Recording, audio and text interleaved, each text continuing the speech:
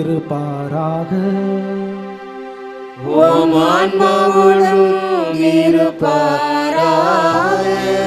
புனித மத்தேயு எழுதிய தூய நற்செய்தியிலிருந்து வாசகம்.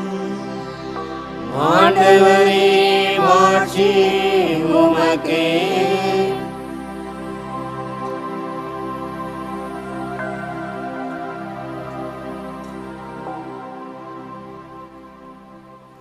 அதிகாரம் 8 திருவசனங்கள் 5 முதல் 17 முடிய. இயேசு கப்பர்நாமுக்கு சென்ற பொழுது நூற்றுவத் தலைவர் ஒருவர் அவரிடம் உதவி வேண்டி வந்தார். ஐயா, என் பையன் முடக்குவாதத்தால் மிகுந்த வேதனையுடன் படுத்து கிடக்கிறான் என்றார். இயேசு அவரிடம், நான் வந்து அவனை குணமாக்குவேன் என்றார். நூற்றுவத் தலைவர் மறுமொழியாக, ஐயா, நீர் என் வீட்டிற்குள் அடியெடுத்து வைக்க நான் தகுதியற்றவன். ஆனால் ஒரு வார்த்தை மட்டும் சொல்லும், என் பையன் நலமடைவான். நான் அதிகாரத்திற்கு உட்பட்டவன். என் அதிகாரத்துக்கு உட்பட்ட படைவீரரும் உள்ளனர். நான் அவர்களுள் ஒருவரிடம் செல்க என்றால் அவர் செல்லுகிறார், வேறு ஒருவரிடம் வருக என்றால் அவர் வருகிறார். என் பணியாளரை பார்த்து இதை செய்க என்றால் அவர் செய்கிறார் என்றார். இதை கேட்டு இயேசு வியந்து தம்மை பின்தொடர்ந்து வந்தவர்களை நோக்கி, உறுதியாக உங்களுக்கு சொல்லுகிறேன், இஸ்ரேல் யாரிடமும் இத்தகைய நம்பிக்கையை நான் கண்டதில்லை. கிழக்கிலும் மேற்கிலும் இருந்து பலர் வந்து ஆபிரகாம், ஈசாக்கு, யாக்கோப்பு ஆகியோருடன் விண்ணரசின் பந்தியில் அமர்வர். அரசுக்கு உரியவர்களோ புறம்பாக உள்ள இருளில் தள்ளப்படுவார்கள். அங்கே அழுகையும் அங்கலாய்ப்பும் இருக்கும் என்றார். பின்னர் இயேசு நூற்றுவத் தலைவரை நோக்கி, நீர் போகலாம், நீர் நம்பிய வண்ணமே உமக்கு நிகழும் என்றார். அந்நேரமே பையன் குணமடைந்தான். இயேசு பேதுருவின் வீட்டிற்குள் சென்ற பொழுது பேதுருவின் மாமியார் காய்ச்சலால் படுத்திருப்பதை கண்டார். இயேசு அவரது கையை தொட்டதும் காய்ச்சல் அவரை விட்டு நீங்கியது. அவரும் எழுந்து இயேசுவுக்கு பணிவிடை செய்தார். பேய் பிடித்த பலரை மாலை வேளையில் இயேசுவிடம் கொண்டு வந்தனர். அவர் ஒரு வார்த்தை சொல்ல அசுத்த ஆவிகள் ஓடி போயின. மேலும் எல்லா நோயாளிகளையும் அவர் குணப்படுத்தினார். இவ்வாறு அவர் நம் பிணிகளை தாங்கிக் கொண்டார், நம் துன்பங்களை சுமந்து கொண்டார் என்று இறைவாக்கினர் எசேயா உரைத்தது நிறைவேறியது. ஆண்டவரின் அருள்வாக்கு. கிறிஸ்துவே உமக்கு புகழ். Praise the Lord. Praise the Lord. Praise the Lord. Praise the Lord. இயேசுவே ஆண்டவர் மரியே வாழ்க. இயேசுவே ஆண்டவர் மரியே வாழ்க. எனக்கினிய அற்புத ஆரோக்கிய மழைமலை மாதாவின் பக்தர்களே, தொலைக்காட்சி பக்தர்களே, உங்கள் அனைவரையும் இந்த நேரத்திலே பார்ப்பதிலே மகிழ்ச்சி அடைகின்றேன். இன்றைய நாளிலே நமக்கு கொடுக்கப்பட்டிருக்கின்ற நற்செய்தியை நாம் பார்க்கும் பொழுது, இதோடைய பின்புலத்தை பார்க்கும் பொழுது, ஆண்டவரால் மட்டும்தான் இது செய்ய இயலும் என்ற அந்த வார்த்தையை நிரூபிக்கும் வண்ணமாக கிட்டத்தட்ட மத்தேயு 8வது அதிகாரம் 9வது அதிகாரத்திலே இந்த 2 அதிகாரத்திலும் 9 அதிசயங்களை நம் ஆண்டவராகிய இயேசு கிறிஸ்து செய்திருக்கிறார். இந்த அதிசயங்களில இன்று நமக்கு கொடுக்கப்பட்டிருக்கின்ற 2 வித அதிசயங்கள். ஒன்று நூற்றுவத் தலைவர், மற்றொன்று பார்க்கும் பொழுது பேதுருவின் மாமியார் குணமடைதல். இந்த நூற்றுவத் தலைவருடைய பின்புலத்தை பார்க்கும் பொழுது முதலிலே 8வது அதிகாரத்திற்கு முதலிலிருந்து வாசிக்கும் பொழுது முடக்குவாதமுற்றவரை, தொழுநோய் உள்ளவரை குணமாக்கிய பின் அடுத்ததாக இந்த நூற்றுவத் தலைவரை குணமாக்குகின்ற அந்த நிலையில் ஆண்டவர் வருகிறார். இந்த இடத்துல இதனுடைய பின்புலத்தை நாம் பார்க்க வேண்டும். இந்த நூற்றுவத் தலைவர் யார், இவருடைய பின்புலம் என்ன என்று நாம் பார்க்கும் பொழுது முதலிலே நாம் தெரிந்து கொள்வது, இன்றைய நிலையில நாம் நூற்றுவத் தலைவராக இருக்கின்றோமா என்று சிந்திப்பதற்கு ஒரு 2 நிகழ்வுகளை கூற விரும்புகிறேன். அதாவது ஆஸ்கர் ஸ்லிண்டர் எனக்கூடிய ஜெர்மன் ஒரு தொழில் அதிபராக இருப்பவர் 1200 யூதர்கள் தன்னிடம் பணியாளர்களாக இருந்த 1200 அந்த ஊழியர்களை, பணியாளர்களை 2ஆம் உலகின் போர் அன்று அவர் மீட்டிருக்கிறார். தன்னுடைய பணபலத்தை வைத்து, சக்தியை வைத்து, எல்லாத்தையும் பயன்படுத்தி அவர் சுமார் 1200 யூதர்களை, தன்னுடைய பணியாளர்களை மீட்டிருக்கிறார். ஒரு நூற்றுவ தலைவனாக செயல்பட்டிருக்கிறார். இவர்கள் எல்லாம் அந்த நாசி படையினரால் துன்புறுத்தப்பட்டு வதைக்கப்பட்டிருந்தார்கள். தன்னுடைய பணபலத்தையும் தன்னுடைய சக்தியையும் பயன்படுத்தி அவர்களை மீட்டிருக்கிறார். இரண்டாவது நிகழ்வாக நாம் பார்க்கும் பொழுது, இந்த இடத்திலே சீலி சுரங்கம் எனக்கூடிய அந்த சுரங்கத்திலே 2010 33 பேர் தன்னுடைய அந்த ஒரு ஆக்சிடென்டால 700 அடி ஆழத்திற்கு மாட்டிக்கொண்டார்கள்.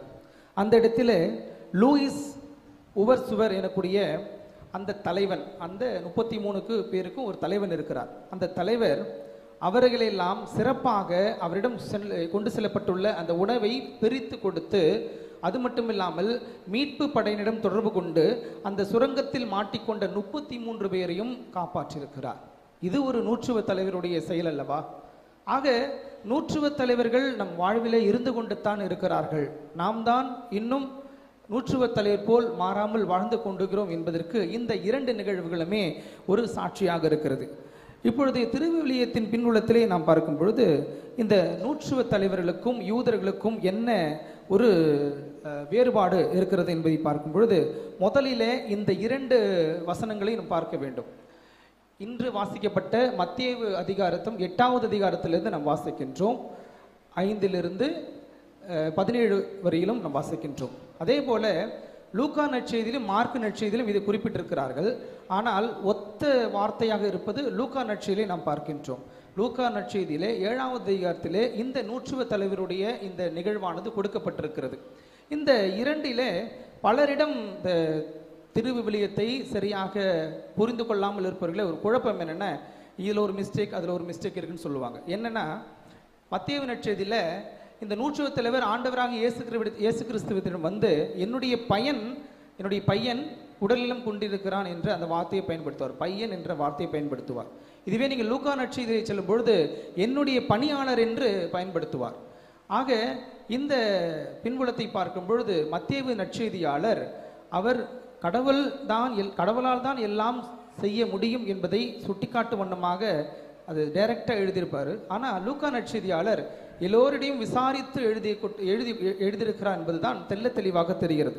இந்த இடத்துல மத்தேயு பயன்படுத்தியுள்ள அந்த கிரேக்க பதம் பயஸ் எனக்கூடிய அந்த வார்த்தையை பயன்படுத்தி, கிரேக்க வார்த்தையை பயன்படுத்தி என்னவென்றால், இதில் 2 விதமான கேள்வி. முதலிலே அந்த நூற்றுவ தலைவர் ஆண்டவராக இயேசு கிறிஸ்துவிடத்திலே டைரக்டாக வந்து கேட்டாரா, இல்லையா, அல்லது பணியாளர்களை அனுப்பி வைத்தாரா என்று 2 விதமான குழப்பமான ஒரு கேள்வி இருக்கிறது. இந்த இடத்துல நாம் ஆழமாக புரிந்து கொள்ளக்கூடிய ஒரு நிலை என்னவென்றால், முதலிலே நாம் தெரிந்து கொள்ள வேண்டும், இந்த நூற்றுவ தலைவர் ஒரு புறவினத்தார், ஆண்டவராக இயேசு கிறிஸ்து ஒரு யூதர். இருவர்களுக்குமே மொழி மாற்றம் இருக்கிறது. இருவருமே வேறு மொழி. ஆண்டவராக இயேசு கிறிஸ்து அரமாய்க்கு பேசினார், இவர் வேறு மொழி பேசினார். ஒருவேளை கற்றுக்கொண்டிருக்கலாம். ஆனால் இந்த இடத்துல லூக்கா நற்செய்தியை வாசிக்கும் பொழுது மிக அழகாக தெளிவாக புரிவது என்னவென்றால், இவர் யூத மூப்பர்களை அனுப்பி இதுபோல என்னுடைய பணியாளர் உடல்நிலை சரியில்லாமல் இருக்கிறார் என்பதை ஆண்டவரிடத்திலே ஒரு இன்ஃபர்மேஷனாக அல்லது ஒரு செய்தியாக சொல்லுகிறார்கள். அதை தான் இந்த இடத்துல நாம் புரிந்து கொள்ள வேண்டும். அப்போ இன்னொரு கேள்வி என்னவென்றால், பையனா வேலைக்காரனா என்ற ஒரு குழப்பம் ஏற்படுகிறது. இந்த இடத்துல நாம் பார்க்கும் பொழுது பையன் வேலைக்காரன் என்பது இது ஒரு அடிமை கோலத்தை நாம் சிந்திக்க வேண்டும். இந்த இடத்துல யூதர்களுக்கு யாரெல்லாம் அடிமையாக இருக்கிறார்களோ அந்த அடிமையின் மனைவி, பிள்ளைகள் 2 பேருமே அந்த உரிமையாளருக்கு சொந்தமாக விடுகிறார்கள். அப்போ அந்த அடிமையானவர் தன்னுடைய காலகட்டம் முடிந்து சென்று விட்டார் என்றால் மனைவியும் அந்த மகனையும் அந்த உரிமையாளரிடம் விட்டுவிட வேண்டும். அவர்கள் அடிமையாக இருப்பார்கள். இதுதான் ஒரு பதம். ஆக இதை வைத்து பார்க்கும் பொழுது அந்த நூற்றுவ தலைவர் என்னுடைய பணியாளரை என்னுடைய பையன் என்று அந்த வார்த்தையை விட்டிருக்கலாம் என்பதை தான் இன்றைய நற்செய்தியை நாம் புரிந்து கொள்ளக்கூடிய ஒரு முக்கியமான விஷயம். இப்படிப்பட்ட இந்த நூற்றுவ தலைவர் நாம் ஆழமாக பார்க்கும் பொழுது முதலிலே தன்னுடைய பணியாளருக்கு இரக்கம் காட்டுகிற நபராக இருக்கின்றார். இந்த இரக்கம் என்பது பிறர் அன்புக்கு இட்டு செல்கிறது. இந்த பிறர் அன்பு என்பது அவர் ஆழ்ந்த நம்பிக்கை வைத்திருக்கின்றார் என்பதை உறுதிப்படுத்துகிறது.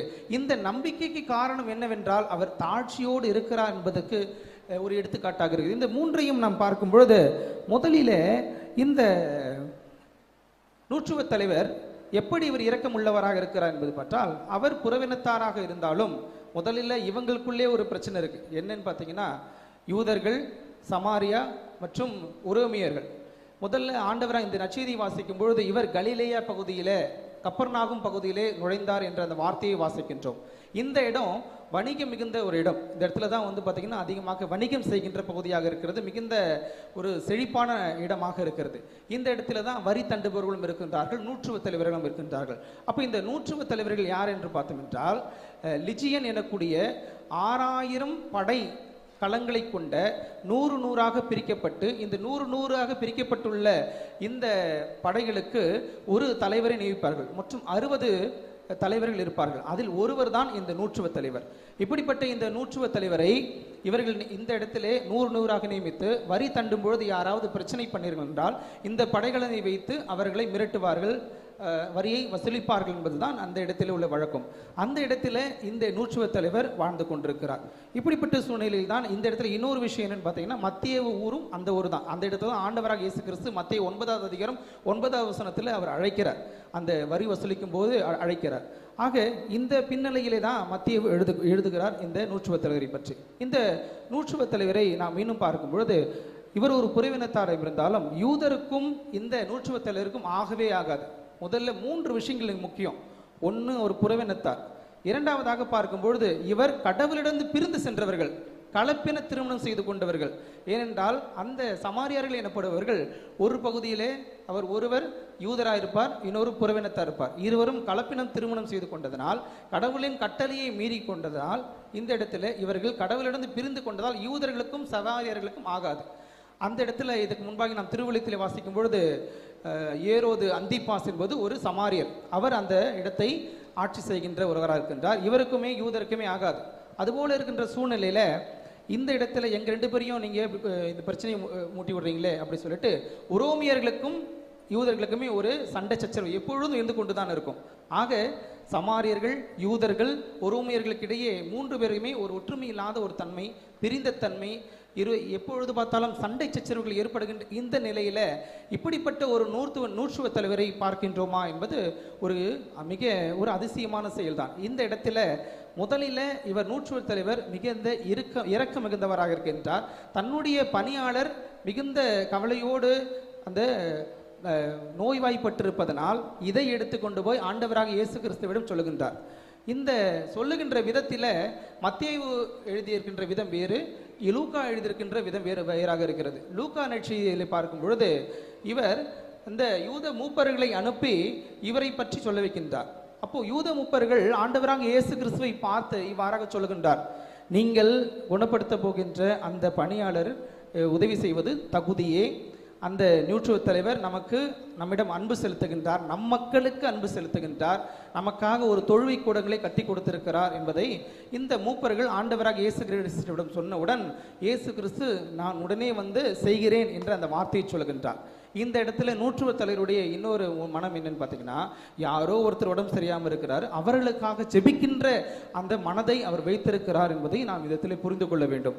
இரண்டாவதாக பார்க்கும் பொழுது இந்த நூற்றுவ தலைவர் இயேசு வரும்பொழுதே அவருக்கு முன்பாக சென்று, ஆண்டவரே நீங்கள் என்னிடம் வர நான் தகுதியற்றவன் என்ற அந்த வார்த்தையை சொல்லுகின்றார். ஒவ்வொரு நாளும் திருப்பலியிலே நாம் சொல்லுகின்ற வார்த்தை, இந்த நன்மை வாங்குவதற்கு முன்பாக, ஆண்டவரே நீர் என்னிடம் வர நான் தகுதியற்றவன். இந்த வார்த்தை புறவினத்தார் சொன்னது. இது நிறைய குழப்பமா இருக்கும். இவங்க எழுதுனா படிக்கலாமா, அவங்க எழுதுனா படிக்கலாமா? இதை இயேசுவின் செய்தி, கடவுளை பற்றி சொல்லுகின்ற எந்த ஒரு செய்தியாக இருந்தாலும் படிக்கலாம், தப்பு கிடையாது. நாம் மனிதர்களை பார்த்து சில நேரத்தில் வெளிப்புறத்தை பார்த்து கணக்கெடுக்கின்றோம். ஆனால் ஆண்டவர் உள்ளார்ந்த எண்ணங்களை கணக்கெடுகிறார் என்பதை தான் இந்த இடத்திலே நாம் முக்கியமாக தெரிந்து கொள்ள வேண்டும். இந்த இடத்துல அவர் தகுதியற்ற நிலையை உணர்கின்றார். தகுதியற்ற நிலை என்பது என்ன? முதலில் நான் ஏற்கனவே சொன்னது போல, இந்த நூற்றுவ தலைவர் தகுதியற்ற நிலை என்பது ஏற்கனவே கடலிலிருந்து கலப்பின திருமணத்தால் பிரிந்திருக்கிறார்கள். இரண்டாவது சொல்லும் பொழுது அவர் ஒரு புறவினத்தார்கள். மூன்றாவது, இந்த யூதர்களுக்கெல்லாம் தலைமை அதிகாரியாக இருக்கின்றார், ஒரு ஆட்சி செய்கின்ற வல்லமை படைத்திருக்கிறார். இதனாலவே அந்த யூதர்களுக்கும் இவர்களுக்கும் ஆகாது. இதை மனதில் வைத்துக் கொண்டு கூட அந்த நூற்றுவ தலைவர் ஆண்டவர் இயேசு கிறிஸ்து வரும்பொழுது, ஆண்டவரே நீர் என்னிடம் வர நான் தகுதியற்றவன், ஒரே ஒரு வார்த்தை சொன்னால் போதும் என்ற அந்த வார்த்தையை சொல்லுகின்றார். இந்த ஒரு வார்த்தை என்ற இந்த வல்லமையிலிருந்து தான் ஆண்டவரால் எல்லாம் இயலும் என்ற ஆழ்ந்த நம்பிக்கை வைத்திருந்தார். இந்த ஆழ்ந்த நம்பிக்கையை இவருக்கு யார் கொடுத்தார் என்பதை பார்க்கும் பொழுது நாம் ஏற்கனவே திருவிவிலியத்திலே படித்திருக்கின்றோம். எந்த ஒரு விஷயமா இருந்தாலும் இயேசு செய்த உடனே சொல்லாதன்னு சொல்லுவார், எல்லார்ட்டையும் ஸ்ப்ரெட் ஆகிடும். இதுபோல கலிலியாவில் தான் அவர் முதல்ல அதிகமான அற்புதங்களை செஞ்சார். இந்த அற்புதங்கள் செஞ்சு கலிலியா நாடு எங்கும் பரவியது என்ற அந்த வார்த்தைகளை கேள்விப்பட்டு மனம் மாறி இருக்கிறார். இந்த இடத்துல நீங்க ஒன்று புரிஞ்சுக்கணும், நிறைய இடத்துல நம்ம தகுதியற்ற நிலையை உணர்றதே கிடையாது. நிறைய தெரியும், நிறைய நான் கோயிலில் நிறைய விஷயங்கள் நான் பண்ணிட்டு இருக்கிறேன் அப்படின்னு சொல்லிட்டு நாம் அதிகமாக ஒரு உரிமை எடுத்துக்கொள்ளுகின்றோம். உள்ளார்ந்த மாற்றம் நமது ஏற்படுவதில்லை. அதுபோல சில நேரங்களிலே அதிகமான நாம் டேலண்ட் வச்சிருப்போம், அதிகமான நாம் திறமைகளை வைத்திருப்போம், அதிகமான நாம் ஒரு ஸ்டேட்டஸில் இருந்தோம் அப்படின்னா மற்றவர்களை இகழ்வாக கருதுவது. இந்த இடத்துல இந்த நூற்றுவத் தலைவர் ஒரு உயர் அதிகாரியாக இருந்தாலும், தான் ஒரு ஆட்சியாளராக இருந்தாலும், தன்னுடைய நிலையை மறந்து ஆண்டவரை இவரால் மட்டும்தான் இயலும் என்ற ஆழ்ந்த நம்பிக்கை வைத்துக் கொண்டு அவர் முன்பாக தாழ்பணிந்து, ஆண்டவரே நீர் என்னிடத்தில் வர நான் தகுதியற்றவன் அந்த வார்த்தையை சொல்கின்றார். இந்த தகுதியற்ற நிலையை நான் எத்தனை பேர் உணர்ந்திருக்கின்றோம்? இந்த தகுதியற்ற நிலையில் தான் நாம் தினம்தோறும் நன்மையை வாங்கி கொண்டிருக்கிறோம். இந்த தகுதியற்ற நிலையில் தான் நான் பலரிடத்திலே நான் நல்லா இருக்கிறேன், நீ கெட்டவன், நான் நல்லவன், நீ கெட்டவன், என்னிடம் இருக்கிறது உன்னிடம் இல்லை, நான் திறமையானவன், உனக்கிட்ட ஒன்றும் இல்லை, இப்படியாக பிரித்து பார்க்கக்கூடாது. இது குடும்பத்திலிருந்தே இருக்கிறது. இந்த நாடுகளுக்கிடையே பிரச்சனை, வேறுபாடுகள், குடும்பத்தில் பிரச்சனை, வீட்டிலே பிரச்சனை, நண்பர்களுக்கிடையே பிரச்சனை, இந்த பிரிவுகள் எல்லாம் எங்கிருந்து வருகிறது என்றால் இந்த தகுதியற்ற நிலையை ஒவ்வொருவரும் உணராத ஒரு நிலைதான். இந்த ஆட்சியாளர், இந்த நூற்றுவத் தலைவர் தன்னுடைய தகுதியற்ற நிலையை உணர்ந்திருந்தார். ஒவ்வொருவரும் தன்னுடைய தகுதியற்ற நிலையை உணர்ந்திருக்கின்றோமா? அதுதான் இந்த நூற்றுவத் தலைவரில் நாம் ஆழமாக சிந்திக்கக்கூடிய ஒரு முக்கியமான ஒரு விஷயமாக இருக்கிறது. இரண்டாவதாக பார்க்கும் பொழுது இந்த நூற்றுவத் தலைவர் இந்த பிறரன்பை காட்டுவதற்கு அடித்தளமையாக இருந்தது பார்த்தீங்கன்னா ஆழ்ந்த நம்பிக்கையாக இருந்தாலும், இந்த தாட்சியாக இருந்தாலும், மிக முக்கியமாக அவர் விசுவாசத்தில் உறுதியோடு இருந்தது மட்டும் இல்லாமல் மற்றவர்களுக்காக இயங்குகின்ற அந்த பரிவுளத்தை கொண்டிருந்தார். இதை நம் ஆண்டவராக இயேசு கிறிஸ்து ஆயரில்லா ஆடுகளைப் போல நிற்கின்றவர்களை பார்த்து பரிவுள்ளம் கொண்டார் என்று வாசித்திருப்போம். ஆனால் இந்த இடத்துல இந்த நூற்றுவத் தலைவர் பாருங்க, தன்னுடைய பணியாளர், ஒரு அடிமை, பணியாளர் என்றால் அடிமை தான் யூதர்களை பொறுத்தவரையிலும், அவர் மூன்றாவது ஆள் உடல்நிலை சரியில்லாமல் இருக்கிறார்கள், அவருக்காக பரிவள்ளம் கொள்கின்றார், அவருக்காக மூப்பர்களை அனுப்புகின்றார், அவருக்காக ஆண்டவரிடம் இயேசு கிறிஸ்துவை ஜெபிக்கிறார். இப்படிப்பட்டவர்கள் மனநிலையை நாம் வைத்திருக்கின்றோமா? நம்ம குடும்பத்திலையும் சரி, வயதானவர்கள் இருக்கிறார்கள், பெரியவர்கள் இருக்கிறார்கள், அவர்களை பிரிந்து எங்கெங்கேயோ வாழ்ந்து கொண்டிருக்கிறோம், அவர்களுக்காக நாம் ஜெபிக்கின்றோமா? என்னுடைய உறவுகள், நான் சிறு வயதில் ரொம்ப கஷ்டப்பட்டேன், இன்னைக்கு நல்ல நிலைமையில் இருக்கிறேன், இப்படிப்பட்ட இந்த சூழ்நிலையில் ஆண்டவர் என்னை நல்லா வச்சிருக்கிறாரு. நல்லா வச்சிருந்தாருன்னா நான் மட்டும் நல்லா இருக்கக்கூடாது, என் அருகில் இருப்பவர்கள், என் உற்றார் உறவினர்கள், என் ஏதோ திருச்சபையில் இருப்பவர்கள், என் சகோதர சகோதரிகள், இவர்களெல்லாம் நல்லா இருக்கிறார்களா? அப்ப இவர்களுக்காக நான் என்ன செய்ய போகிறேன்? என்னால் முடிந்த உதவிகளை அவர்களுக்கு செய்கின்றன, என்னால் முடிந்த உதவிகளை ஆலயத்தில் இருக்கின்றவர்களுக்கு செய்கின்றன, இப்படியாக என்னுடைய நிலையை நான் உணர்ந்திருக்கின்றன. அதுதான் இந்த நூற்றுவத்தில் ஒரு பெரிய பாடம். நிறைய பேர் நம்பிக்கையை பத்தி சொல்லியிருப்பாங்க, நிறைய பேர் அவருடைய அன்பை பத்தி சொல்லியிருப்பாங்க, நிறைய பேர் ஒரு தகுதியற்ற நிலையை சொல்லியிருப்பாங்க. ஆனா பிறருக்காக பரிவுள்ளம் கொண்டு அவருடைய வழியை தன்னுடைய வழியாக ஏற்றுக்கொண்டார். எந்த ஒரு அதிகாரியும் தன்னுடைய வீட்டில் வேலை செய்யறவங்க உடல்நிலை சரியில்லைன்னா காசை கொடுத்து போ பார்த்துக்குமான்னு சொல்லிடுவாங்க. இவரால் மட்டும்தான் இயலும் என்று அவரிடம் போய் மண்டையிட்டு செபிக்கிறார். அப்ப இப்படிப்பட்ட மனநிலை என்பதுதான் பரிவுள்ளம். இந்த பரிவுள்ளம் என்பது மற்றவர்களின் வழியை என்னோடு வழியாக நான் ஏற்றுக்கொள்வது. இதை எத்தனை பேர் நாம் ஏற்றுக்கொண்டிருக்கிறோம்? எனக்கு நீ கிறிஸ்துவின் பிரியமானவர்களே, அற்புத ஆரோக்கிய மழை மாதாவின் பக்தர்களே, பரிவுள்ளம் கொண்டவர்களாக நாம் இருக்கின்றோமா? அதுதான் இந்த நூற்றுவத் தலைவர்களை மிக முக்கியமாக நாம் தெரிந்து கொள்வது. எனவே கிறிஸ்துவின் பிரியமானவர்களே, இந்த நேரத்திலே மிக முக்கியமாக நாம் அன்னை மரியாவை பார்க்கின்றோம். அன்னை மரியா தன்னுடைய வாழ்கின்ற அந்த காலகட்டத்திலே அவரும் பரிவுள்ளம் கொண்டவராக இருந்தார். எப்படி பரிவுள்ளம் கொண்டவராக இருந்தார்? தான் பெற்ற அந்த தூய ஆவியை பிறரும் பெற வேண்டும். நான் பெற்ற அந்த தூய ஆவியின் வல்லமையால் நான் எவ்வாறு எல்லா கஷ்டங்களையும், எல்லா துன்பங்களையும், எல்லா கவலைகளையும் தாங்கிக் கொண்டேனோ அதே போல மற்றவர்களும் பெற வேண்டும் என்பதை சுட்டிக்காட்டும் வண்ணமாகத்தான் அன்று அந்த மேலறையிலே அத்தனை சீடர்கள் மத்தியிலே ஜெபித்து அவர்களுக்கு தூய ஆவியை பெற்றுக்கொண்டார். அதே தான் இன்றும் நாம் கேட்கின்றோம். அவர் அந்த பரிவுள்ளத்தோடு மற்றவர்களும் நன்றாக இருக்க வேண்டும், மற்றவர்களும் ஆவியானவரை பெற வேண்டும், மற்றவர்களும் வாழ்விலே சிறந்து விளங்க வேண்டும் என்ற அந்த நூற்றுவ தலைவரை போல தன் தலைமை அந்த பண்பை பகிர்ந்து மற்றவர்களும் தூய ஆவியை பெற்றுக் கொடுத்தார். நான் அவரை பின்பற்றுகின்றேன், அற்புத ஆரோக்கிய மழைமலை மாதாவை பின்பற்றி வருகின்றேன், அவர் பெற நினைக்கின்ற அந்த தூய ஆவியை நான் பெற நினைக்கின்றேனா? எப்பொழுது நாம் தூய ஆவியை பெற நினைக்கின்றோமோ அவர் நம்மை உண்மையை நோக்கி வழிநடத்துவார். அந்த உண்மை நமக்கு அனைத்தையும் வெளிப்படுத்தும். எனவே எனக்கு நீ கிறிஸ்துவின் பிரியமானவர்களே, இந்த அற்புதமான வேளையிலே இதோ இந்த தொலைக்காட்சியின் வழியாக உங்கள் அனைவருக்காகவும் தினத்திலே நாம் ஜெபித்துக் கொள்கின்றோம். இறைவன் உங்களை நிறைவாக ஆசீர்வதிப்பார். நூற்றுவ தலைவர் போல வாழவும், அன்னை மரியாவில் பரிவுள்ளம் கொண்டு வாழவும் திருப்பலியிலே தொடர்ந்து மன்றாடுவோம்.